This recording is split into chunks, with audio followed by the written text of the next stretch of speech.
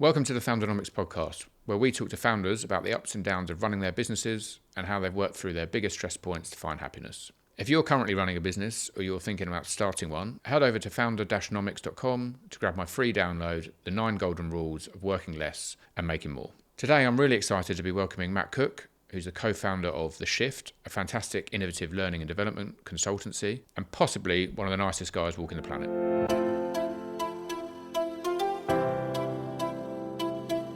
So Matt, you started your career in advertising. You worked at a brilliant ad agency called Gravity Road, which is where we first met some 7 years ago. You left Gravity Road about 18 months ago to set up theSHIFT. I guess my first question to you is, how has that moving from an employee to a founder of a business affected you as a person? It's so radically different in almost every way, from the type of work you do, how you spend your time, as well as the things that niggle you and that you think about. I thought I'd be spending most of my time thinking about the work and doing it, and I spend most of my time thinking about how to get the work and how to do it, and the marketing side of the business and the business side of the business. So it's really, really different. Exciting. I'm very excited by it, but it's completely different to the function of doing a job. And how has that translated into your kind of a happier lifestyle or a happier way to be? One of the main reasons that I wanted to start a business is I wanted to create a type of life that would be sustainable for me in the long term.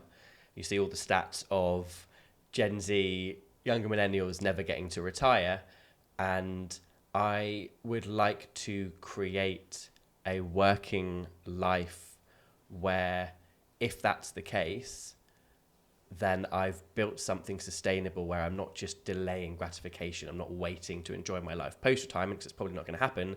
So how do I make sure I'm finding that fulfillment now? So that was a kind of a core driver of setting up theSHIFT.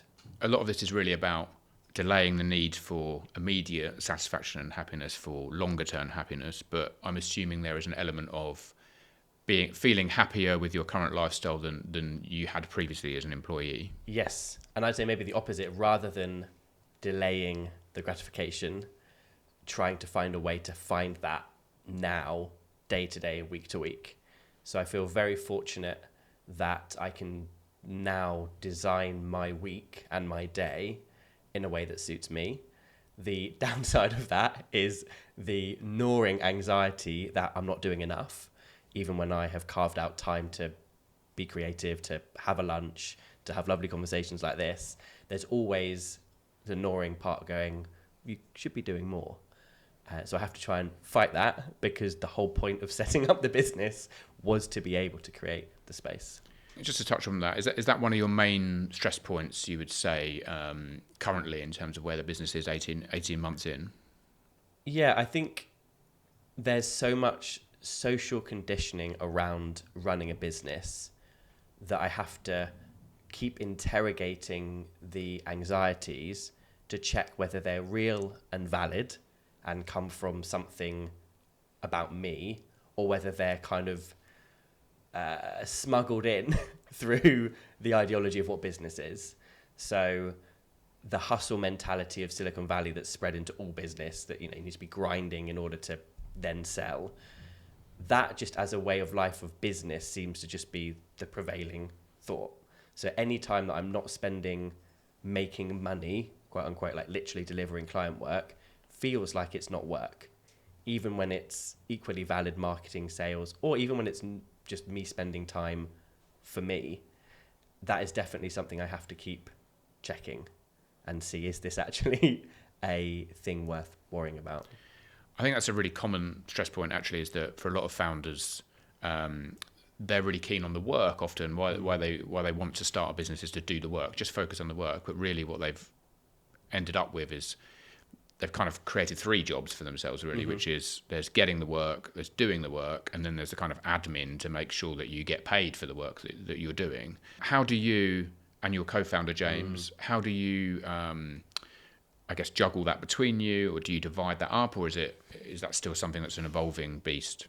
My co-founder, James, has run a business prior to theSHIFT. He's a little bit older, more experienced, so much I can learn from him in just discipline around business and delivery. So I think I'm very fortunate to have my first business have set up with someone who has a little bit of experience in that regard. I think also just the benefit of having a co-founder means that you can share much of the responsibility and much of the concerns. You have someone to work through it with and to split the load. The flip side of that is if you're just running it on your own, you are solely responsible. And the good side of that is you can make those decisions knowing that there's no one else relying on you or impacted by those. Whereas having a co-founder, you've obviously got to consider their needs, their desires. So I guess to answer your previous question, I think we're still figuring it out in terms of how we would divide those. My background is advertising. I've done so many pitches, many of which I actually found very enjoyable, but the process obviously can be quite grueling. However, I love the creative energy around it. So that's something that I quite enjoy as part of the business, which is something that he doesn't enjoy as much, or maybe he doesn't have as much experience in because he hasn't needed to previously. It's very fortunate that much of the work came from referrals. So I think we're slowly starting to figure out actually where we can lean in individually. But yeah, it feels, I'm 18 months into setting up a company, but we're only 9 months into kind of doing it together. So lots we're still working out. You've been very intentional about the setting up of a business because it is part of a lifestyle that you want to lead. So it's very much, I guess the business is part of the life that you want to create. How do you balance that when you have two co-founders who are coming from slightly different experience levels and different walks of life? How do you balance that? And does that cause any kind of stress to you or both of you? Definitely causes stress to me. I don't think it causes much stress to him, partly because he's been so gracious and in his communication of constantly reassuring me. But it was definitely one of my biggest imposter syndrome anxieties coming into this business, knowing the gap in age and experience and not being able at the time to see what I brought that was different or kind of complementary. And it's taken me, and still learning, it's taken me 9 months to realize that. There's a level of financial commitment that if it was just me, I might feel comfortable shouldering that burden or knowing this is all I need to make and I'm accepting that responsibility. But when there's two of you, you have to balance that. In that kind of initial year before we then went into officially working together, we still worked together just informally kind of through his previous business and me as a freelancer, which allowed us to work out whether we actually did work well together. We knew we liked each other, shared similar values, and we used that period to understand, do we work well together? But I think more importantly, we used that time to really discuss what do we want from the business. I'm not interested in scaling fast to sell. And it was really important we both were on that same page. Now, it would be nice to also have that option to sell, but that's kind of secondary. And we were definitely needed to make sure we were aligned on that same page, because otherwise, as you know from having taught a lot of us and mentored me on this, that 10 years down the line, 5 years down the line, it will be those differences in personal motivation that would probably have caused us problems. Yeah, and I think actually that's the interesting dynamic between co-founders and founders, obviously, is that I've actually been both. As a founder, as an individual founder, I should say, my motivation has changed over 4 or 5 years. So that's the added complication of two or even more than two co-founders, is that not only do you have to be aligned, but you have to move at the same pace. Your external life as well needs to move in tandem a little bit as well. So I do think taking the time, and this is something I would really advocate, having not done this previously, and actually I think what you have done in terms of getting to know each other, actually sitting down and really working out what it is you're both wanting to do and whether or not that aligned on an individual level, not just in a kind of success from a business point of view level. I think that's a really important thing that I hope people who are thinking about setting up a business together with somebody, take note of, and really, in the excitement of just getting started, when you've got an idea together, you can sometimes lose sight of the importance of setting that kind of expectation of both of you, really. Yeah. It doesn't have to be all written down, but obviously I think that whose role is what should be something that's probably written down, because that can be where difficulty comes. Yeah, when you mentioned success, just what is that? What does that look like? And for us, it looked like spending more time with our relationships, loved ones, friends, and being able to have that time. And success isn't just monetary, and making sure we're both on the same page with that. And we actually even started almost philosophically, like, why do we even want to do this? Like, on a personal level, why do we want to do this type of work? One side is lifestyle. I want to build a business that allows me to have the lifestyle I would like, of freedom, autonomy, more flexibility, being able to take the morning off if I want to be able to go away for a long weekend. But the other side is the work. And one of the reasons that I want to do this type of work is because I want to help people realize their potential. Fundamentally, that's kind of at the core of me and what I want to be doing and how I want to spend my time on this earth. And business becomes a vehicle for that, because I can hopefully have more impact doing that through a business that I've set up. Whereas previously, when I was working at an advertising agency, I'm essentially client side for my type of work. I'm only working on one company, and I can impact, hopefully positively, the lives of those people working there. But if I've set up a business and I can work with multiple companies, the impact should hopefully be bigger.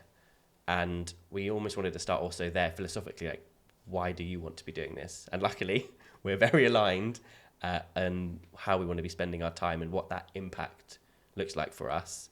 So I was like, wicked, tick, that's important.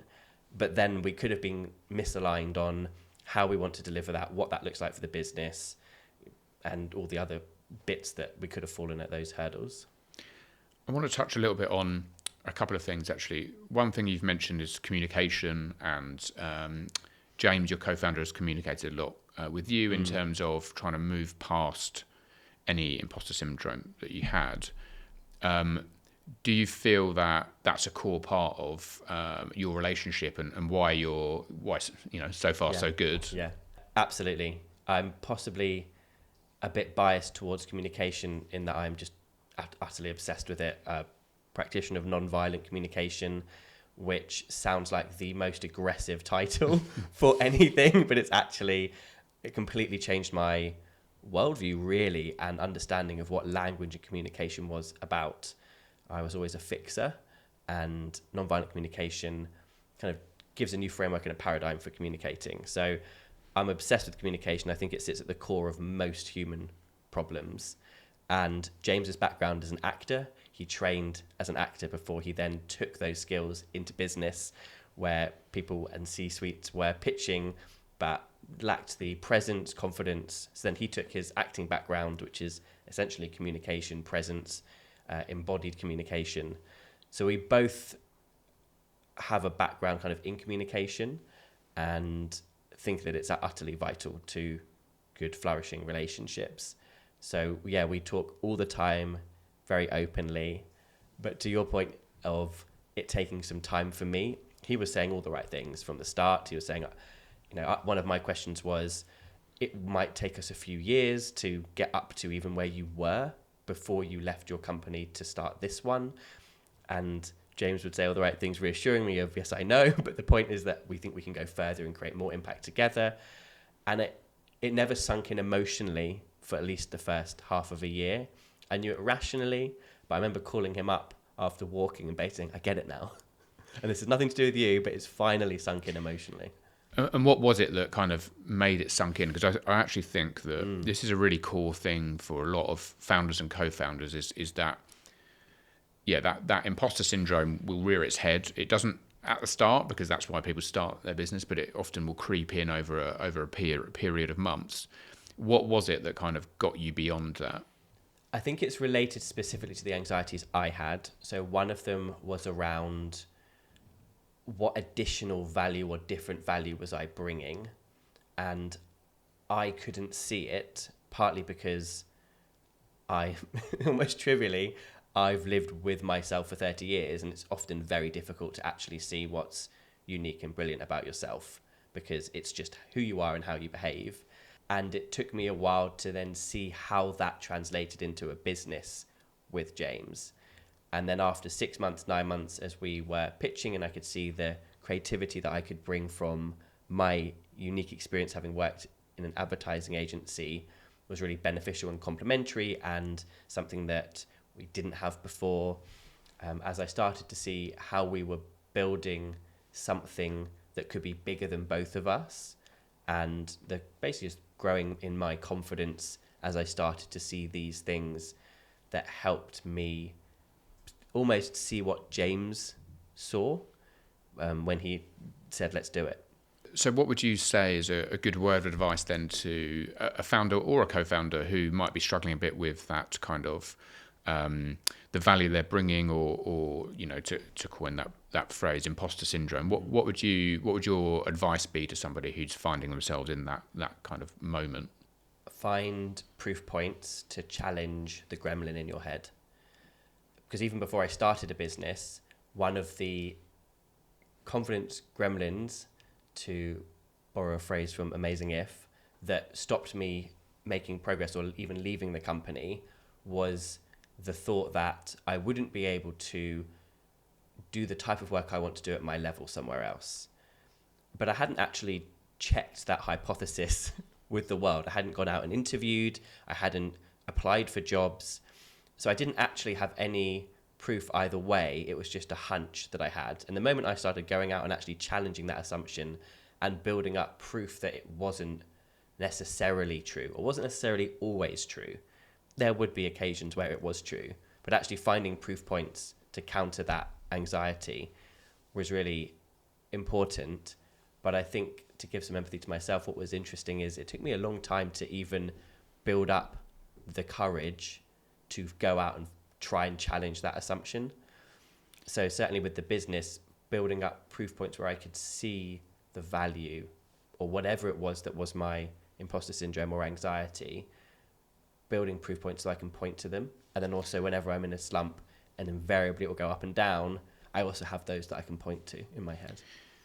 So I actually think that's one of the problems with imposter syndrome, is that it actually just stops momentum. Yeah. And it becomes difficult to push yourself out of that. And actually the key to, as you've just more eloquently stated, the key to getting beyond that kind of issue is to just keep moving forward and keep proving to yourself, actually in small ways to start with, that actually it's not the case, and you don't need to have that imposter syndrome. Yeah, and I wouldn't understate also the value of community and network in that.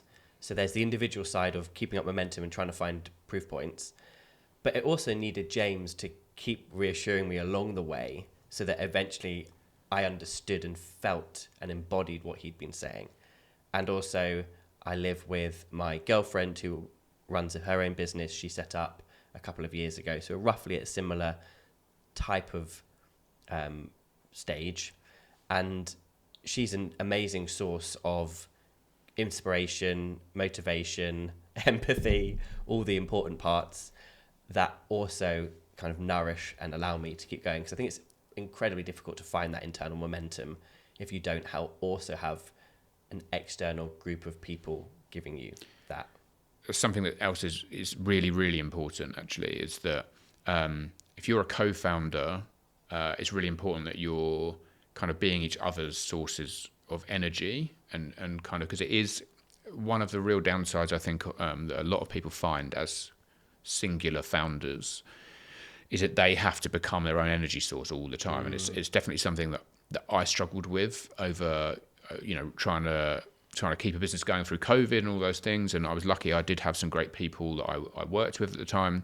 I think there's something interesting, and this has actually come up previously when I've been working with people, is that to think of your loved ones and people around you, you really need to think of them as co-founders, because realistically they are impacted by the decisions that you make, whether that be financially, whether that be emotionally. That, they're kind of, on the roller coaster with you, whether they signed up for it or not, basically. So it's great to hear that you've not only got a co-founder who's incredibly supportive and communicates a lot with you, but also at home you're surrounded by that kind of support as well. So I'd love to hear a bit more about, I guess, from both sides. So it sounds like communication and positive intentional communication as well is a really big part of your relationship, both with James and Emily. So I'd love to hear more about how you do keep each other's energy kind of going forwards, because I know from speaking to lots of people, and I know I felt it myself, that it is hard to keep going when you have to be your own source the whole time. So I'd love to hear a bit more about that. Emily and I joke about our small one-bed flat that it's CEO HQ, when the reality is us in our pajamas sat on the couch going, how do I send a scope of work? Or whatever it might be. And you kind of, in your question, talked about whether they're intentionally or not kind of bought in. I think they have to be, personally. It 100% impacts them. And that was part of the intentional, I guess, design process of the business of what does this look like for our life? If, James and I were talking about success means spending more time with our families or loved ones, what does that look like and how does that work with what Emily's doing?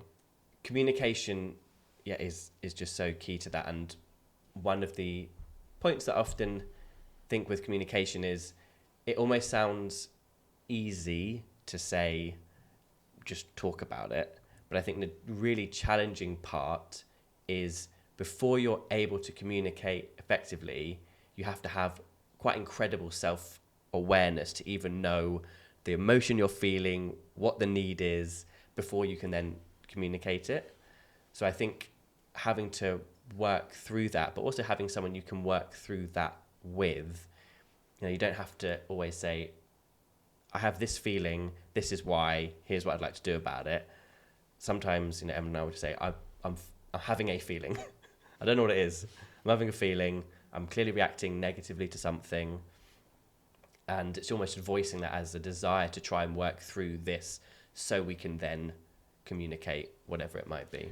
I think it's really important that anybody out there watching or listening to this, whether they're founders or co-founders, they take on board the gravity actually of what you just said, because you're right. It is easy to say, oh, you need to communicate better.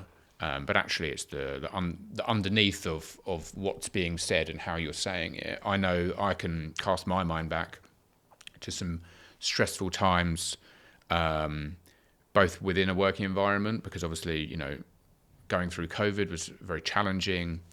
How I communicated outwards based on my stress level, whether that be, internally in the business or externally to the business, that definitely didn't help a lot of the time in terms of resolving whatever it was that needed resolving, but it also doesn't allow people in very well if you aren't conscious of what it is that's actually happening underneath the words, really. So I think it's a really important point for people to take on board, is that good communication is great, but actually understanding what it is that you're trying to communicate and why, that's what makes communication good and useful ultimately. Yeah, there's a whole foundation that sits underneath the outward expression of good communication.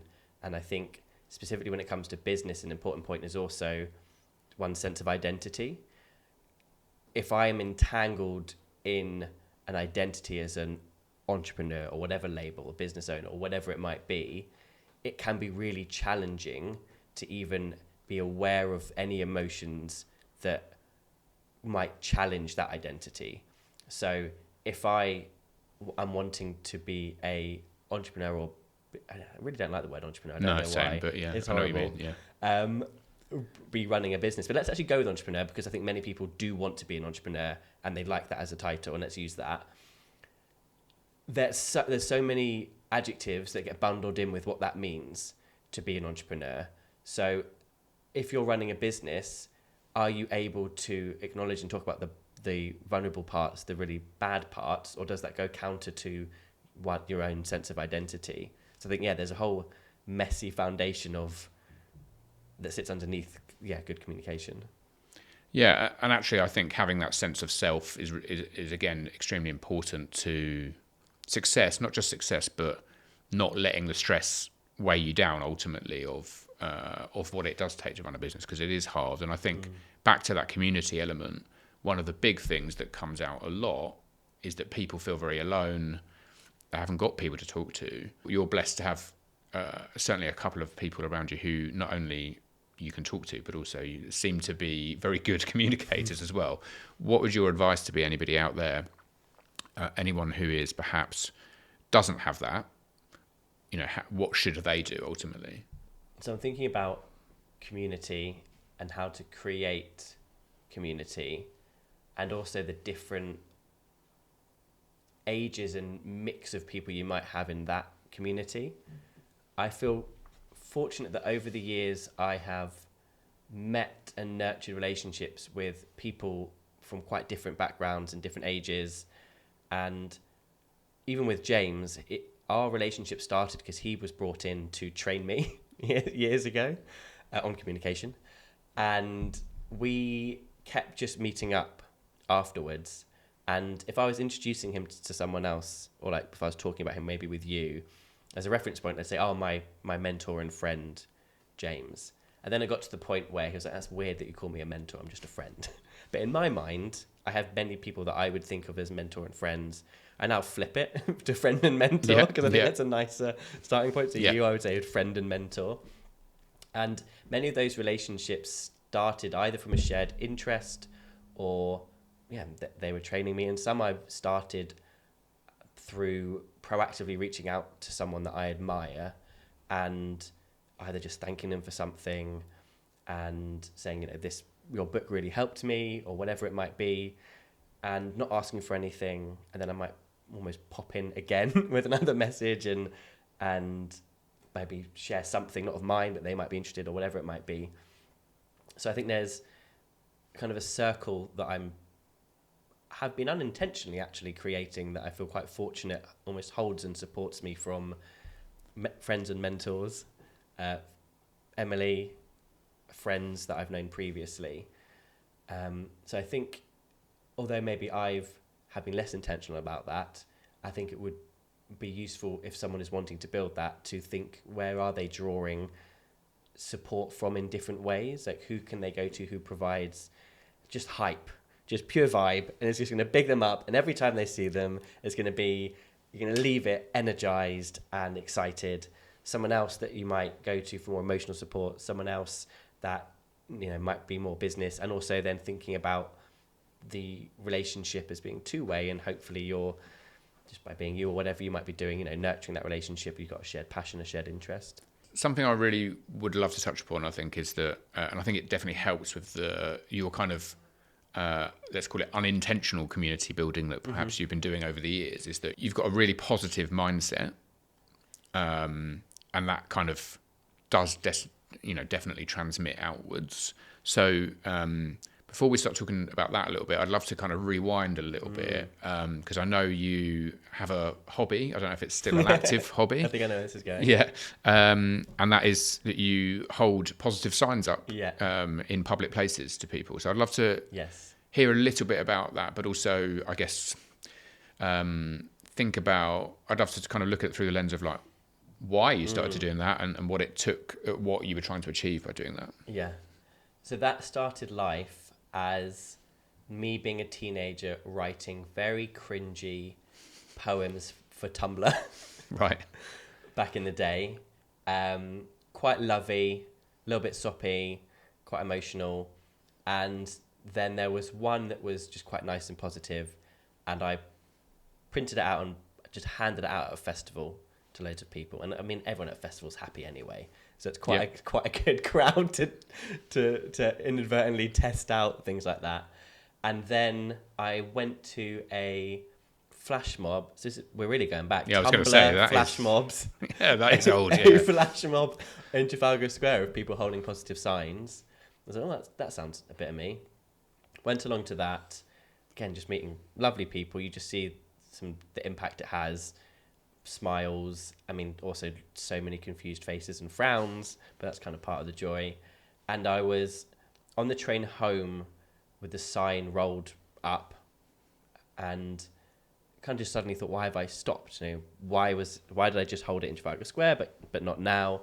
So stood at the end of the carriage, nervously unfurled the sign, hands shaking so much you probably couldn't even have read what I'd written in my scribbly crayon handwriting. And what I found was that certainly lots of confused faces, but you'd see people smiling back. And I just loved that response and that reaction, especially in London, where it gets a really bad rep for being quite, maybe not lonely, but everyone's in their own world. Mm-hmm. But actually I found that if you kind of, I don't know, put yourself out there, that the response generally is quite positive. And sometimes, back when I was doing it on the commute, 7:30 a.m., no one wants a sign with a a scraggly head. Yeah. Ragamuffin says, you are beautiful. So I had to alter the message slightly. Have a lovely day. But generally, I've been doing it over the last 10 years. Pandemic put a bit of a stop to it. And I just loved the conversations that ignited. I just loved the idea that, it might just change someone's day positively. I've had so many lovely messages. People have drawn me and handed it to me. They've written messages back. I've had teary hugs from people. And I got so much from it, just from an emotional standpoint of, I guess I needed to see that reflected back at me, especially in a big city, which can be quite lonely, that actually, there's lots of lovely people out there, and most of the people are lovely. And sometimes you just want to have your headphones in and you don't want to, engage, and that's absolutely fine as well. So that's the sign story.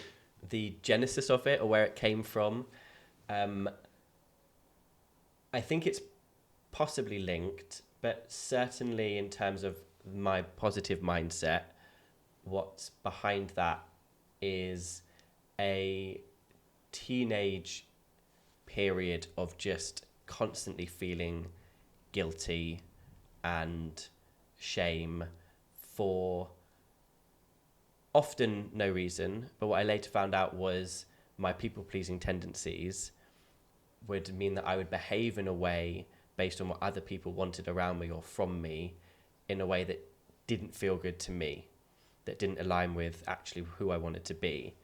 And it wasn't until I went to therapy at 17, I was traveling in Australia and had a phone call with my mum, and that was basically where I realised I need to go to therapy.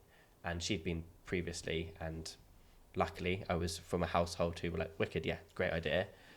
And realised that I had no way of putting up boundaries, didn't know what a boundary was, and that I was a people pleaser, and it was running contrary to my own values, and I was just constantly feeling guilty and horrible and torn up about it. And from that point, I think I started to develop principles and a mindset that I've only just really realized recently. So I studied philosophy. I was obsessed with Stoic philosophy, and loved philosophy for its kind of principle-based reasoning. And maybe I would have liked that anyway, had I not had my previous history throughout my teenage years. But I think I also liked it because it allowed me to create a framework to operate built around integrity and my own personal values, that was basically built to stop me ever feeling like I did as a teenager. I never want to feel that feeling again, which is why I am so intentional about the choices I make, because when I'm not intentional, I can slip into what happened previously. And I think that leads up to the business of why was I thinking about the life I want to build intentionally, because when I don't take that moment, I'm terrified that it might evoke that same emotion. I think actually I can see quite a number of links actually between the moment where you decided to go to therapy, the learning to express yourself positively, also putting yourself out there in a way that a lot of people wouldn't. And I think you've effectively got really good communication, positive, intentional communication with lots of people around you. And I would say you're the common denominator there, actually. So you should allow yourself to feel the credit for that. What I do think is really interesting is, though, that I believe that you get in, or you get back, the energy that you put out to people. And this is something I've come to probably too late in life. But actually, to those people that you're say on a train showing a positive sign to, you're putting out good energy. And it made me realise that the way that you do that from a business point of view is why your communication is successful, because you're putting good energy out there. But I also think back to stressful times where the energy I was giving out wasn't as positive, and it certainly wasn't as clear or positive. And I think that's an important lesson for people running a business who maybe are taking a lot of weight on themselves. Actually, the energy that you give out is what you're going to get back, actually. So whether you've got a team of people, whether you are taking stress home with you, whether you're going out there and talking to clients about things that you want to do, it's really important. I think one of the great lessons I would personally take from you, and I hope other people would take from you, is that giving out positive, intentional energy towards people is how you get positive energy backwards. So I do, as I say, like, it's something that I probably realised much too late in life, actually, having been very miserable for much longer than my teens. I think it's something that I've really realised now, and I even look back 3 years ago and think I wasn't giving enough positive energy to the people I was working with, and that was didn't make life easier for me. So based on that and the whole kind of intention and positivity, what does the next kind of year look like for you personally, but also for theSHIFT? Before I jump into answer, I just want to pick up a point you mentioned. I think I agree with you around, you get reflected back at you often what you put in, and almost, again, trivially, you get that back because that's also the lens you have when you're seeing the world.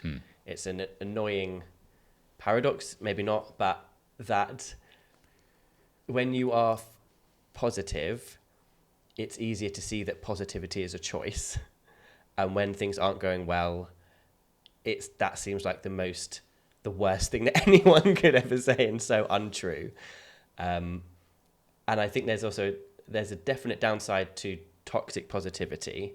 So constantly being positive and putting a positive silver lining on everything, I don't think is healthy. And we have to have space to talk about things that are uncomfortable, upsetting, and aren't good.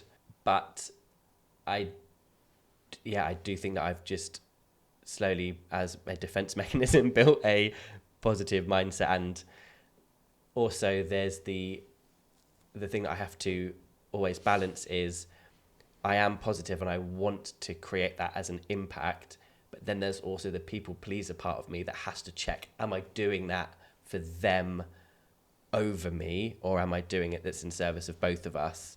And having to make sure that if I'm having a discussion and someone asks something of me, I have learned that most of the time I have to go away and think about it. Even if the response is what my initial thought was of, yeah, that'd be great, knowing that I've taken that time means that I feel that I have responded based on my own decision. In terms of the next year, it still feels so new. I'm still figuring out so much of the business. We talk about what we do as kind of being at the intersection between learning and development and company culture. I think that's a really interesting place to be. Typically, I've seen them, certainly learning and development, which has been around a lot longer, as quite siloed, and company culture, which is quite new and really exciting. I think it's important to have kind of an individual perspective with learning and development. So how do we help individuals, people in teams, managers, see themselves in a new light, learn new skills, be able to grow, but then also bring the company culture systems approach of that might be all well and good, but if you have a culture and a system which is fundamentally prohibiting managers from being able to do those behaviors because you are timesheet based or whatever it might be, it's getting a little dig in there, then you have to also address the system which it operates. So I'm excited to explore more about how we can bring that approach with companies. I'm excited to learn myself how I can get better at talking about that. We're still figuring out the best way to articulate that, and also I think it's a fairly new proposition that can be quite hard to understand. I have for too long shied away from sales because I built an identity around that not being a thing I wanted to do, of I don't want to be that annoying person, and I want to lean into that more and find actually a nice, healthy, authentic way of doing that. And working more with James and building that relationship and building more of what we do, I guess, into a brand. So it feels bigger than just us.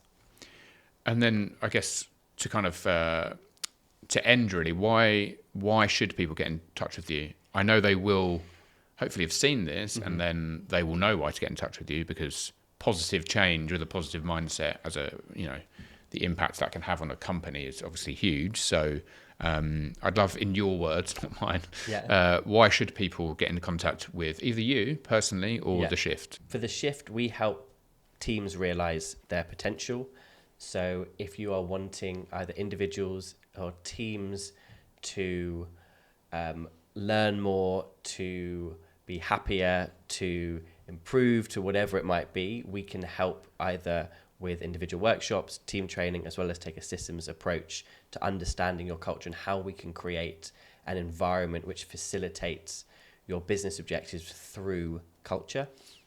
And on a personal note, get in touch with me if you like crayons and signs. I just love chatting to people. Get in touch if you want to talk about my history with therapy and you just are interested and feel that might be something you want to explore. I'm very happy to talk about that, or anything that I've covered on the podcast, really. Great. Well, thanks so much for your time, and it was great, as always, to talk to you. Thank you for having me and for such a good conversation. Thanks to everyone for listening to today's episode. And don't forget, if you're a founder or business owner struggling with anything at all, head over to the Foundernomics site for loads of free resources to help you on your journey.